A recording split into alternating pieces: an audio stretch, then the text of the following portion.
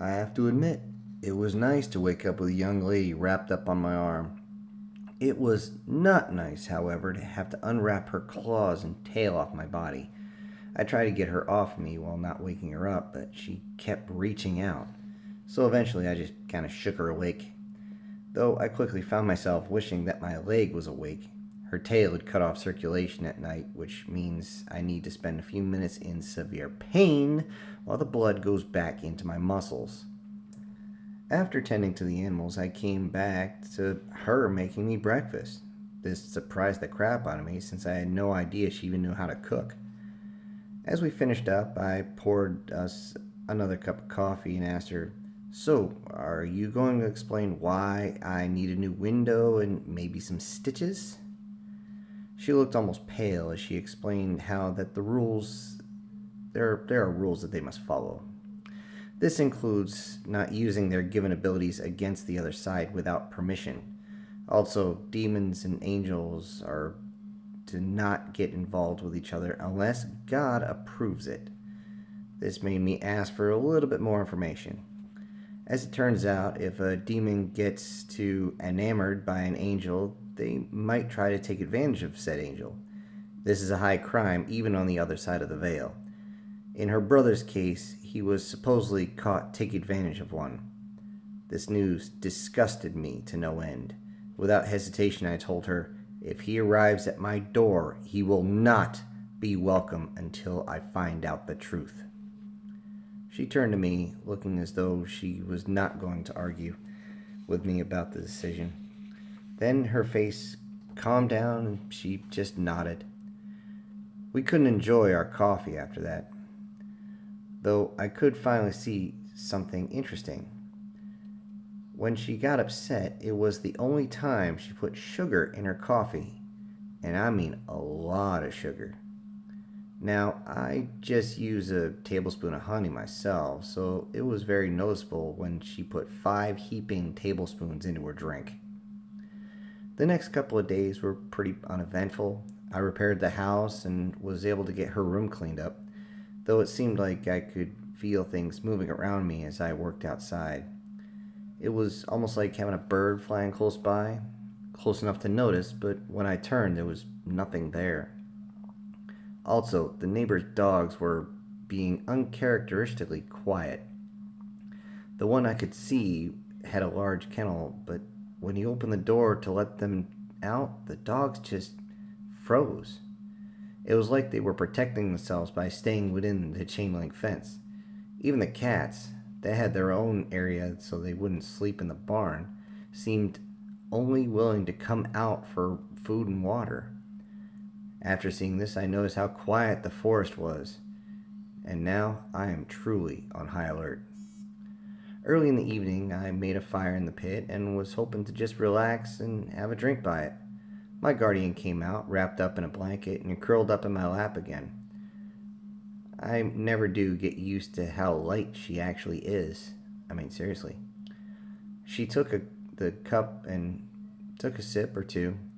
She seemed to flinch a little as she put it back in my hand. I had to chuckle since I like my whiskey kinda strong but smooth. It may have been smooth going down, but it still had some serious bite to it. I simply took a drink and put the cup beside me. Then I wrapped my arms around her. We both watched the fire in silence as the wood popped and cracked. There was something relaxing about watching the sparks fly at night. She curled up even tighter into my chest, so much so that I was wondering if she could move enough to put another log on the fire. As it turns out, she just held on tighter as I moved. Letting the 2 logs hit the embers, I moved them into place with a stick and sat back down. Reaching for my drink, I took another sip and had just placed the cup back down when I heard, "Well, isn't this an interesting sight?" I shot up and my guardian was holding on to me, still wrapped up in the blanket but nearly hanging off of my neck. Looking around frantically, I reached into my belt to grab my pistol. "I wouldn't do that if I were you," the man's voice said as I heard the sound of a safety clicking off. Slowly looking around, I noticed her head was locked in a certain direction.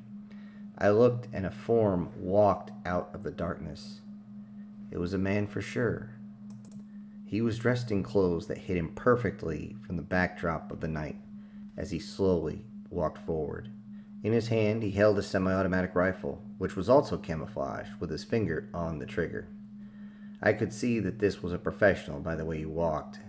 His slow walk was not to intimidate, but instead to assure he could keep his eyes on me while walking on unfamiliar terrain. "I wasn't expecting this when I took this job," he said as he continued the advance. "Seems like I could get double pay for this one." By now, he is standing almost directly across from us with a fire between us. "One demon's head and one traitor's head in one go. Could be a really good payday." She began to hold me tighter as I wrapped my arms around her in an attempt to comfort her. The man did something unexpected after that. He sat down. Then he motioned for me to do the same. My guardian was now shaking in my arms as I sat back down. I couldn't see what was going on due to the blanket, but she began to wrap her tail around my torso. I moved my hand to her head and pulled her close before her tail began to tighten down. I had just healed from the last time she did that and didn't need to go through it again. The man spoke again. "I see the two of you are close, and normally I would have just taken you both out and called it a day, but I have an issue." Which is?" I asked him. "My issue is that really want to get better pay for this job." I was confused and must have looked that way as my guardian's hands wrapped tighter around me. "You see, the head of a succubus is one thing, the body is another, but bringing them one alive, well." He seemed to grin as he looked down at the fire. "If you surrender her to me," he continued, "then I won't have to hurt you." He seemed to let that simmer for a moment. "Right now, there are a lot of contracts out. Much more than usual, and I don't want to be involved with whatever in the hell's happening on the other side. That being said, a man has to make a living." "By killing the innocent?" I snapped at him. He laughed and said, "Innocent? Do you know how many people her kind have taken out over the years?" He narrowed his gaze and looked at her. "Yes, I know all about you, succubus.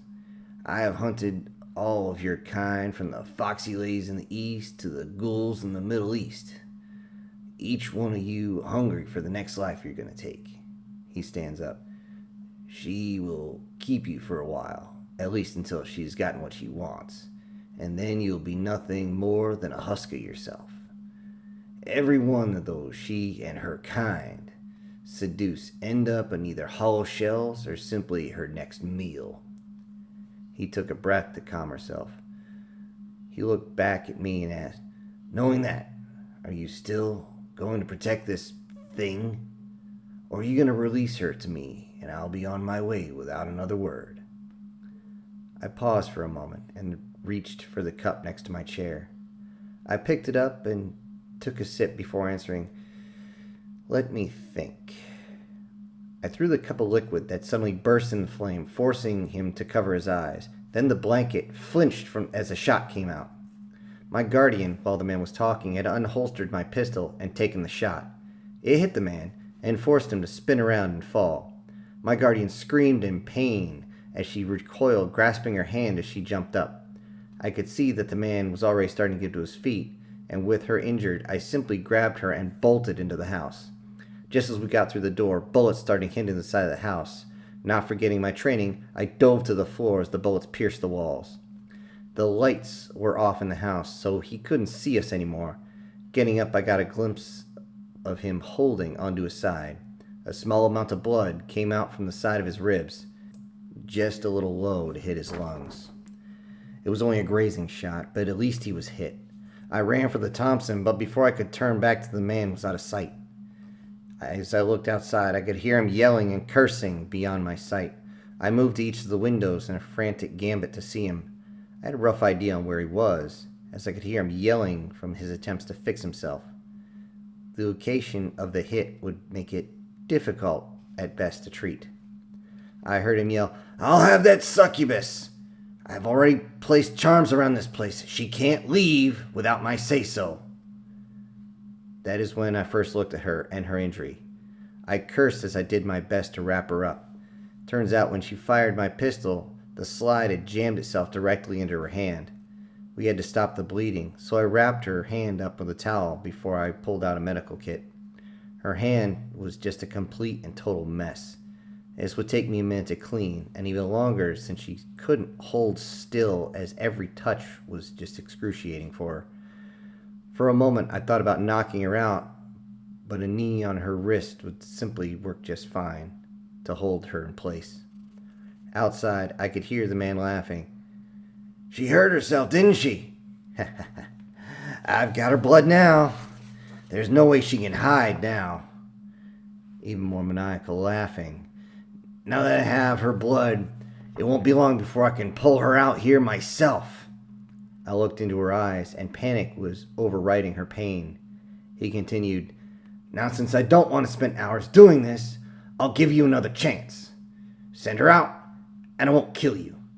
If you don't, I'll make sure everyone knows who harbors demons.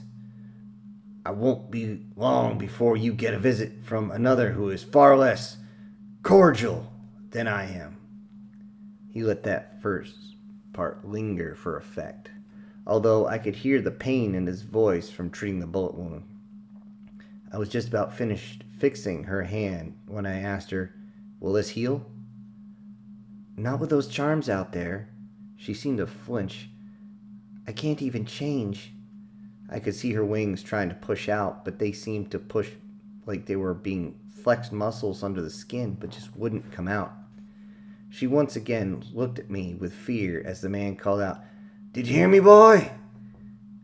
I had better get an answer before I have to do more damage to your house." "You better answer me." The sounds of the men screaming suddenly ripped through the night air. Shots rang out as sounds of flesh ripping came from the outside. It sounded like a pack of dogs had been let loose on him. That's when it hit me. Not dogs. Wolves. Running to the door, I turned on the outside lights. This illuminated the outside, but also would show my silhouette to the outside as well. I looked, at least as well as I could. There were 3 large werewolves that just were tearing the man to pieces. He didn't go down easy as one of the werewolves was on the ground, clearly shot. As they finished ripping the man's head off, my guardian called to me, and I turned around just in time to see her transform into her succubus form. This time she had more of a scaly look to her, along with her talons being much larger. She spread her wings and looked to the outside. I opened the door and went out first. I drew a bead on the closest werewolf, and a taloned hand laid on top of the sights and pushed slowly down, making the weapon lower. She looked almost as shocked as I was at the sight, but was not frightened. She walked over to the blanket that had her blood on it and threw it into the fire. Oddly enough, when it caught, it burned blue. Then she walked quickly over to the first wolf that was hurt. She rolled him over and asked, "Can we do anything?"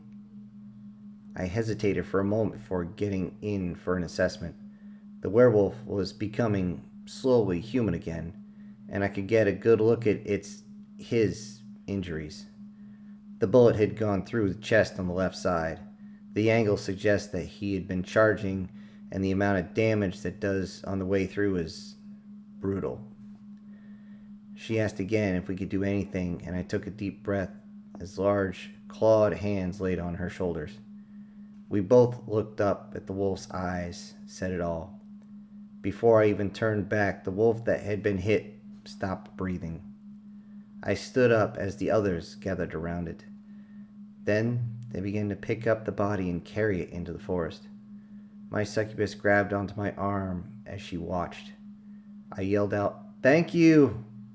And I'm sorry. My condolences." The clear alpha turned and muttered something in a language I really don't understand. This clearly upset my guardian, but she didn't say anything. We started walking back to the house where I could double check her bandage. At least I thought so.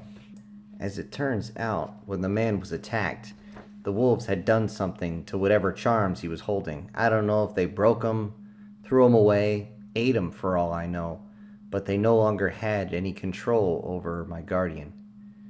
So, being that as it was, a few moments later she disappeared from my side and reappeared at the threshold of the house. I had forgotten that she could do that. When I got inside, I checked her hand, and due to her transformation, she had nearly completely healed. Oh, that made things easier for me. And as I put everything away, I asked, "So, what did they say to you?" She hesitated for a moment before answering. She said, "This is only the beginning."